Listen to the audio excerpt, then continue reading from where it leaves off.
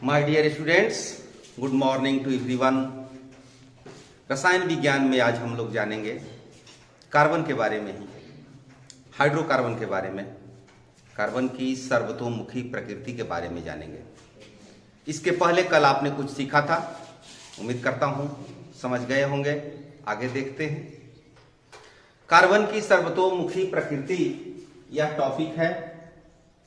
क्यों इसको सार्वभौमिक तत्व कहते हैं? तो पहली बात है कि कार्बन में श्रृंखलन का गुण पाया जाता है।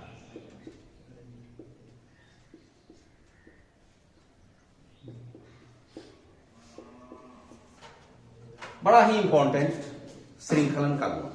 कार्बन अपने ही जैसे अन्य परमाणुओं के साथ मिल करके लंबी श्रृंखला का निर्माण करता है।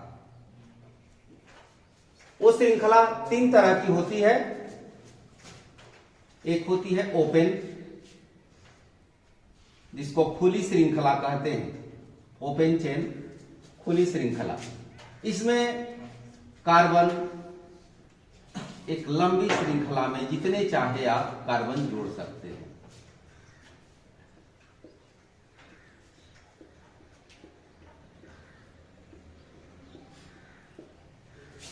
कार्बन तीन तरह की श्रृंखला बनाता है। एक ओपन चेन, ब्रांच, शाखित श्रृंखला। यह है खुली श्रृंखला, यह है शाखित, अर्थात इसमें एक तरह की शाखाएं, जैसे पेड़ में शाखाएं फूटी रहती हैं, डालियां निकली रहती हैं, ठीक उसी तरह से कार्बन शाखित श्रृंखला भी बनाता है, जैसे इस तरह से। और यहां पर एक ब्रांच,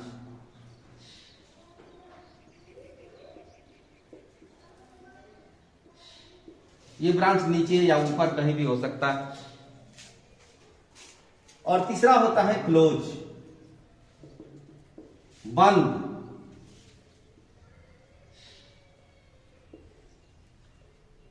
कम से कम इसके लिए 3 कार्बन चाहिए, इस तरह से।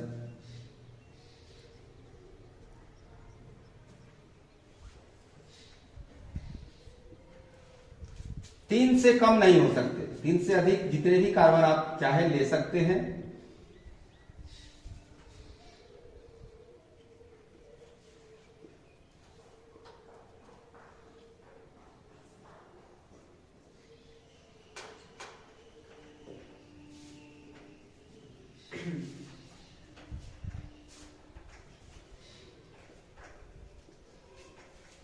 एक बात ध्यान देने वाली है कि कार्बन की संयोजकता 4 होती है, और जहां भी आप देखेंगे 4 ही संयोजकता पाएंगे। जैसे इस कार्बन के लिए देखिए, तो ये 4 लकीर जो आपको दिखाई देता है, ये 4 इलेक्ट्रॉन को दर्शा रहा है। यदि इसको देखें तो इसके लिए ये 4, उसी तरह से कहीं भी आप देखेंगे, चाहे ओपन चेन हो, चाहे ब्रांच हो, चाहे क्लोज हो, तीनों तरह के श्रृंखला में आप देखेंगे कि कार्बन की संयोजकता 4 होती है। तो पहला ये गुण है कि कार्बन में श्रृंखलन का गुण पाया जाता है। दूसरा होता है कार्बन की चतुःसंयोजकता।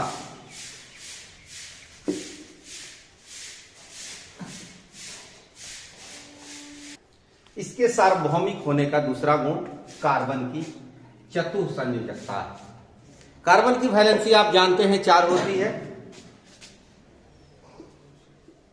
कार्बन अपने ही जैसे कार्बन के परमाणु के साथ मिल करके यौगिक बनाता है। अब इसमें हाइड्रोजन ऐड हो जाए तो यह एक यौगिक निर्मित हो गया। कार्बन अन्य यौगिकों के साथ भी संयोग करता है, जैसे ऑक्सीजन के साथ संयोग किया, हाइड्रोजन के साथ संयोग करता है, नाइट्रोजन के साथ, हाइलोजन के साथ, क्लोरीन, फ्लोरीन, ब्रोमीन, आयोडीन, इन सब तत्वों के साथ संयोग करके यौगिकों की रचना करता है। अर्थात कार्बन के 4 अन्य परमाणु अथवा कुछ अन्य संयोजक तत्वों के परमाणुओं के साथ आबंधन की क्षमता होती है। Oxygen, hydrogen, nitrogen, sulphur, chlorine, अनेक तत्व कार्बन के साथ मिलकर के यौगिक बनाते हैं। परिणाम स्वरूप ऐसे विशेष गुण वाले यौगिक बनते हैं जो अणु में कार्बन के अतिरिक्त उपस्थित तत्वों पर निर्भर करते हैं। तो इन्हीं दो मुख्य कारणों के कारण कार्बन को सार्वभौमिक तत्व कहा जाता है और इसकी प्रकृति सर्वतोमुखी होती है। इसके बाद हम देखेंगे अब हाइड्रोकार्बन के बारे में। हाइड्रोकार्बन क्या चीज है? नाम से ही स्पष्ट है कि इसमें दो तत्व हैं, हाइड्रोजन और कार्बन, अर्थात हाइड्रोजन और कार्बन से निर्मित तत्व हाइड्रोकार्बन कहलाते हैं। तो हाइड्रोकार्बन मुख्यतः दो तरह के होते हैं, एक संतृप्त और दूसरा असंतृप्त। संतृप्त हाइड्रोकार्बन और असंतृप्त हाइड्रोकार्बन, इनके बारे में आप विस्तार से समझेंगे, जानेंगे।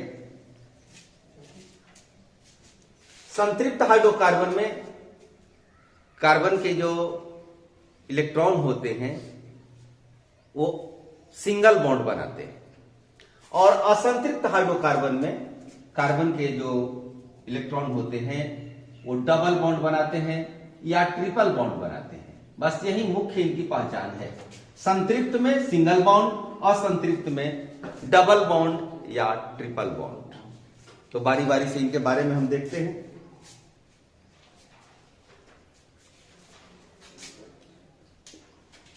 संतृप्त hydrocarbon,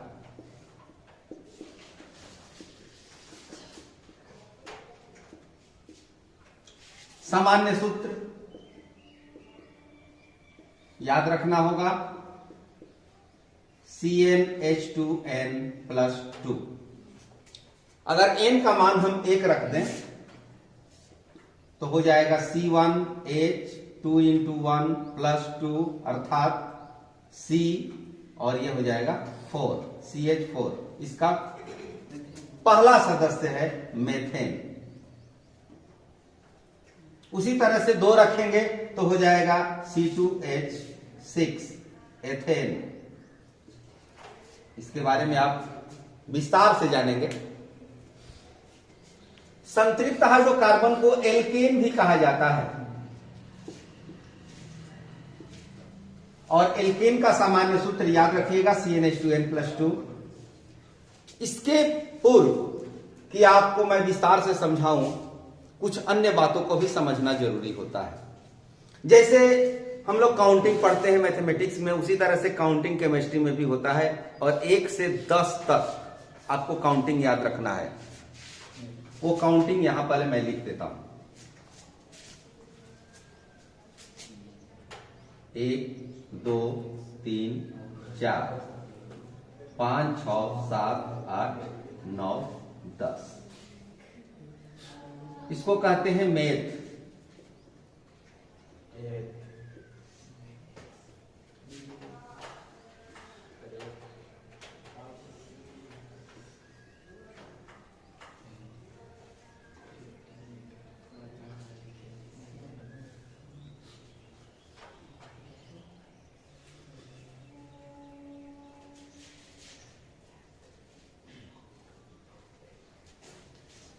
meth, eth, prop, but, pent, hex, hept, oct, non, NON और डेक। हिंदी में भी आप लिख सकते हैं।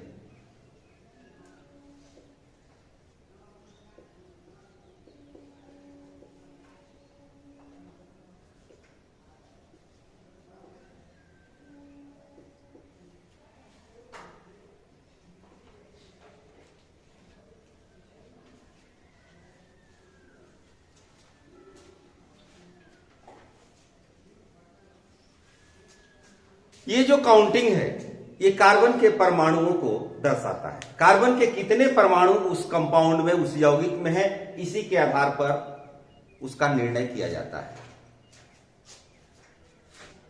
अब हम एल्केन की संरचना सीखेंगे। संतृप्त हाइड्रोकार्बन में एल्केन, इसके कैसे यौगिक होते हैं, किस प्रकार उनकी संरचना होती है, कैसे उसका नामकरण किया जाता है उसके बारे में हम जानेंगे।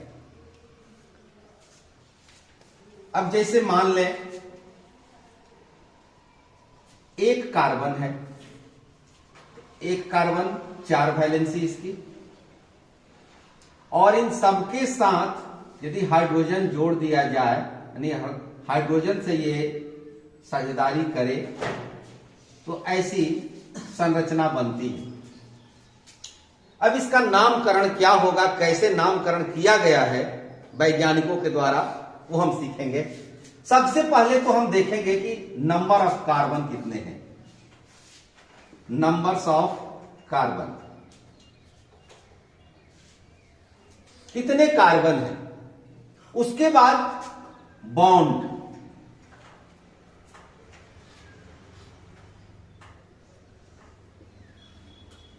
किस तरह के बॉन्ड बने हैं, सिंगल बॉन्ड है या डबल बॉन्ड है, उसके आधार पर हम इसका नामकरण करते हैं।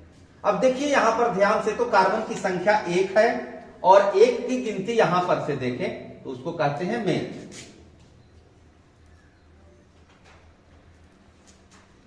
बॉन्ड सिंगल बॉन्ड है, तो जब सिंगल बॉन्ड होता है तो उसको एन जोड़ते हैं, डबल बॉन्ड होता है इन जोड़ते हैं, और जब ट्रिपल बॉन्ड होता है तो आइन जोड़ते हैं। अर्थात एन इन आइन ये क्या है, तो एक तरह से समझिए प्रत्यय,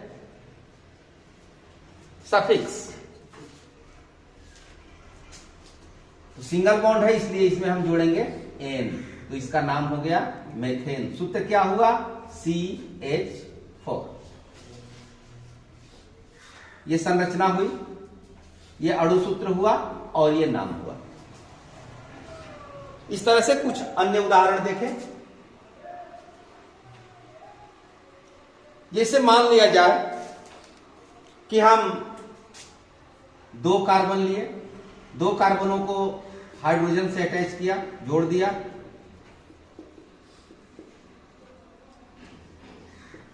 तो 2 कार्बन है तो गिनती के अनुसार, काउंटिंग के अनुसार कार्बन की संख्या 1, और सिंगल बॉन्ड कार्बन कार्बन के बीच सिंगल बॉन्ड, हमेशा बॉन्ड आपको कार्बन कार्बन के बीच देखना है, क्योंकि कार्बन हाइड्रोजन के बीच तो डबल बॉन्ड हो ही नहीं सकता, ट्रिपल बॉन्ड हो ही नहीं सकता, हमेशा बॉन्ड आपको कार्बन कार्बन के बीच देखना है। तो सिंगल बॉन्ड है इसलिए बॉन्ड नेम एन, तो ये हुआ एथेन। अणु सूत्र C2H6। इस आधार पर भी आप अणु सूत्र ज्ञात कर सकते हैं। एन का मान 2 रखेंगे तो उस तरह से C2H6 आएगा। संरचना के आधार पर भी लिख सकते हैं। इसी तरह से यदि हम 3 कार्बन लें,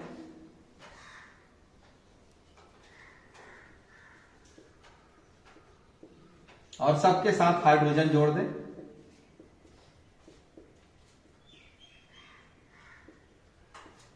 तो ये हुआ C3, और हाइड्रोजन की संख्या आप काउंट करेंगे तो 8, C3H8, और 3 के लिए काउंटिंग है प्रोब। ये हुआ number of carbons. Bond name N, अर्थात ये है प्रोपेन।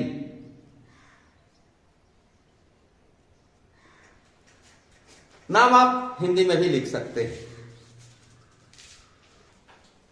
मान लें methane, ethane, propane, butane, pentane, hexane दिया हुआ है, और इसके ये सूत्र होते हैं CH4, C2H6, C3H8, और इनकी संरचना लिखनी हो, नाम से संरचना लिखनी हो तो कैसे लिखेंगे। जब नाम से संरचना लिखनी है तो आपने प्रोपेन तक तो देख लिया है, ब्यूटेन का देखते हैं। तो ब्यूटेन में कितने कार्बन है, ब्यूट का मतलब क्या हुआ, 4, तो 4 कार्बन की हम एक श्रृंखला बना लें, और इसमें सफिक्स एन है, प्रत्यय एन, तो एन का मतलब सिंगल बॉन्ड हमको देना है। सबसे पहले तो नंबर ऑफ कार्बन वो पता चलेगा, ब्यूट 4 कार्बन, और उसके बाद बॉन्ड एन, तो सिंगल बॉन्ड। उसके बाद क्या करना है, सबके साथ हाइड्रोजन जोड़ देना है।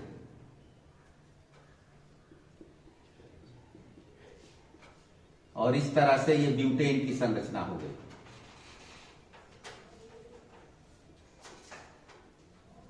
पेंटेन की संरचना बनानी हो तो पेंट का मतलब 5 हुआ, 5 कार्बन की एक लंबी श्रृंखला ले ली जाती है। और ane single bond, carbon carbon के बीच सिंगल बॉन्ड, और सबके साथ हाइड्रोजन।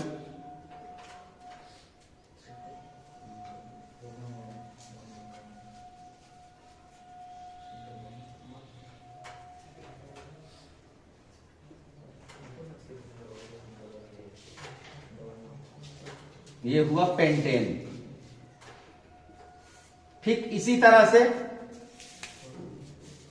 हेक्सेन, 6 कार्बन यहां लिख देते हैं। 6 कार्बन की लंबी श्रृंखला, प्रत्यय एन है, तो कार्बन कार्बन के बीच सिंगल बॉन्ड और सबके साथ hydrogen.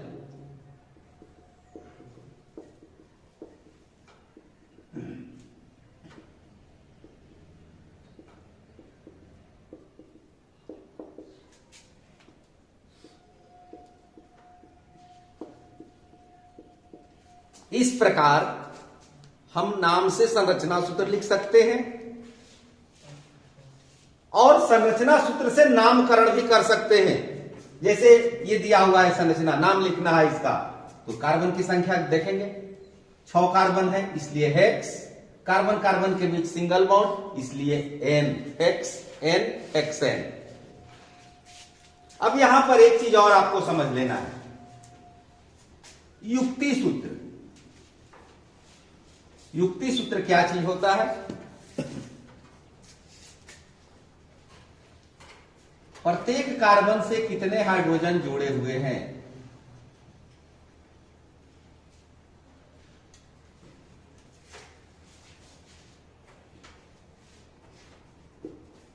CH3, CH2, CH2, CH2, CH2, CH3। ये हुआ युक्ति सूत्र।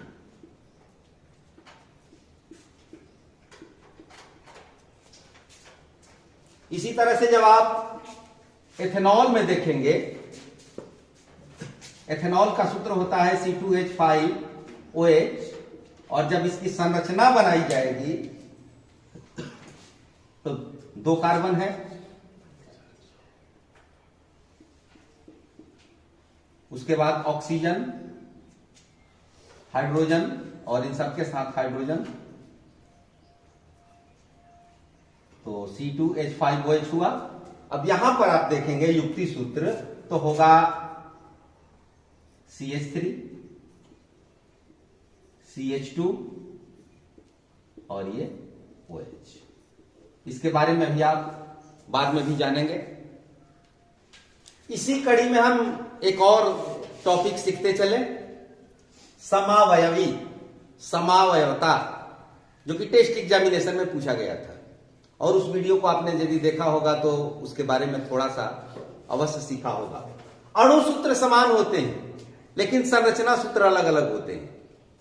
वैसे कंपाउंड जिनके अणु सूत्र समान हो और उनकी संरचना सूत्र अलग अलग हो, तो ब्यूटेन का सूत्र होता है C4H10। इसके 2 समावयवी होते हैं, एक नॉर्मल ब्यूटेन, एक आइसोब्यूटेन। दोनों की संरचना अलग अलग होती है। पहले हम नॉर्मल ब्यूटेन की संरचना बनाते हैं। इसमें होता क्या है, जो अभी आपने बनाया, एक लंबी श्रृंखला में कार्बन के परमाणु जुड़े रहते हैं और साथ में हाइड्रोजन। ओपन चेन यदि है तो नॉर्मल, ये नॉर्मल ब्यूटेन।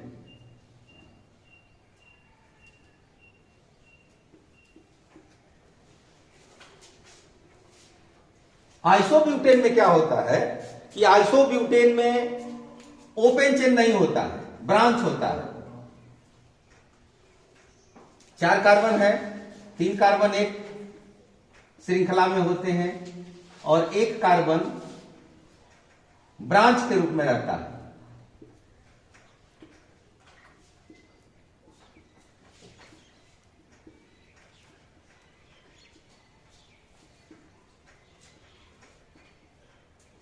यहां भी आप गिनेंगे, काउंट करेंगे तो हाइड्रोजन की संख्या 10 होगी। 3 ऊपर है, 4, 5, 2, 7 और 3 यहां पर।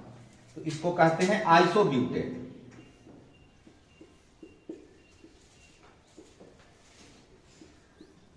ध्यान देना होगा, नॉर्मल ब्यूटेन में ओपन चेन होता है, आइसोब्यूटेन में ब्रांच होता है।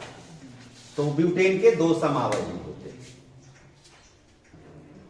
ठीक इसी तरह से पेंटेन के 3 समावयवी होते हैं, नॉर्मल पेंटेन, आइसोपेंटेन और नियोपेंटेन। तो नॉर्मल पेंटेन के लिए क्या करेंगे? कार्बन की एक लंबी श्रृंखला ओपन चेन में 5 कार्बन, एन है इसलिए सबका सिंगल बॉन्ड होगा और सबके साथ हाइड्रोजन।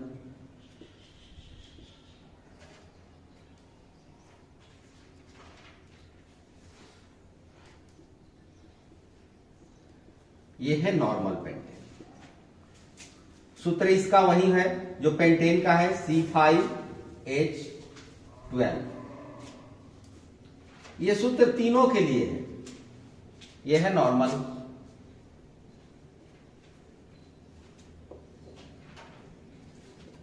आइसो में आपने अभी देखा एक ब्रांच होता है,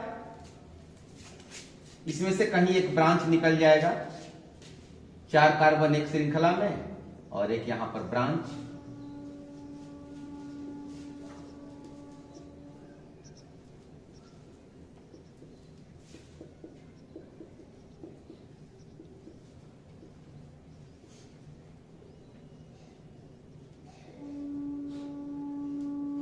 यहां भी आप काउंट करेंगे C5H12।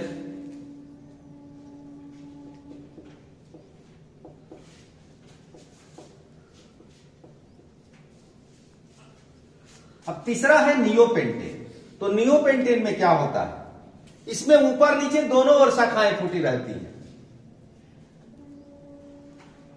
5 कार्बन लेना है, 3 कार्बन को एक श्रृंखला में लिया, एक कार्बन ऊपर, एक कार्बन नीचे, इस तरह से 5 कार्बन हो गए। सबके साथ हाइड्रोजन जोड़ देना है।